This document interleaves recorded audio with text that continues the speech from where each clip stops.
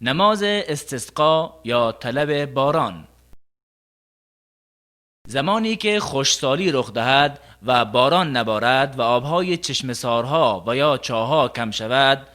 الله تعالی برای مسلمانان خواندن نمازی را مشروع گردانیده که با آن از پروردگارشان برای رحمت به آنها طلب نزول باران را نمایند. و نماز استسقا سنت مؤکد است، چنانکه در حدیث عبدالله ابن زید رضی الله عنه آمده است: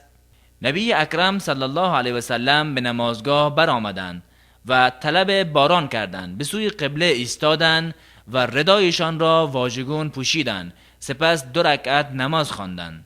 و قبل از نماز استسقا سنت است به مردم موعظه گفته شود تا دلهایشان رقت یابد،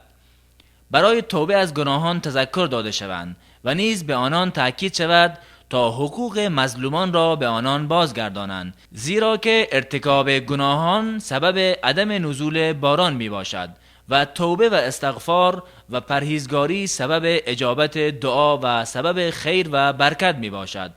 و مردم را به دادن صدقه به مستمندان برمی انگیزد، زیرا که چنین کاری سبب رحمت خداوند می باشد.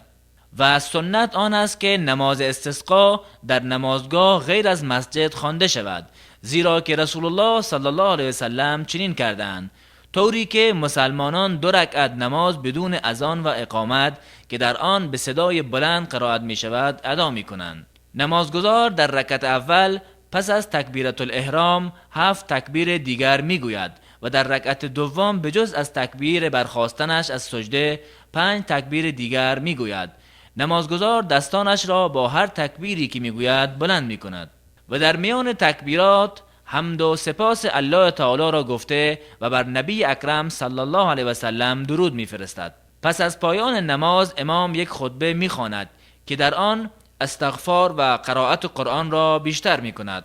پس از آن به دعا میپردازد و از دعاهای مأثور بیشتر میخواند و در دعا اصرار میکند و در هنگام دعا دستانش را بلند میکند و به درگاه الله تعالی عذر و زاری و نیاز و اسباب آرامش خود را با خشوع و خضوع کامل ابراز می‌دارد.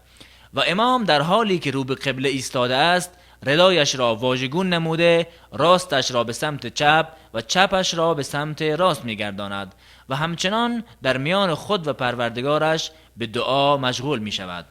و برای بیرون آمدن جهت ادای نماز استسقا روزی را تعیین کنند تا مردم برایش آمادگی داشته باشند و رفتن به نماز با خشوع و خضوع و تضرع و تذلل و ابراز نیاز به الله تعالی همراه باید باشد.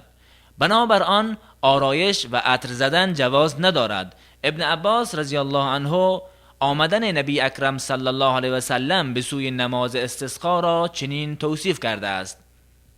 رسول الله صلی الله علیه و سلم برای نماز بدون آراستن با تواضع و فروتنی بیرون آمدند تا اینکه به نمازگاه رسیدند و هرگاه الله عزوجل دعای مسلمانان را قبول نمود و باران نازل کرد، مستحب است که هنگام نزول اولین قطرات باران بایستد و خود را در معرض آن قرار دهد، چنانچه در حدیث انس رضی الله عنه آمده است: بر ما و رسول الله صلی الله علیه و سلم بارانی رسید. انس گفت: رسول الله صلی الله علیه و سلم لباسش را کشید تا اینکه باران به وی رسید. گفتیم: ای رسول الله چرا چنین کردید؟ فرمود: تازه از نزد پروردگارش آمده است.